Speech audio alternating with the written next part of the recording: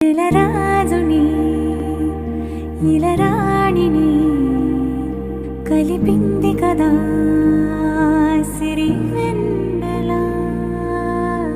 దూరమా దూరమా తీరమై చేరుమా నడి రాత్రిలో తెరలు తెరచినది నిద్దురలో మగత మరిచి ఉదయించినదా కులుకులులుకు చెలి మొదటి కళ.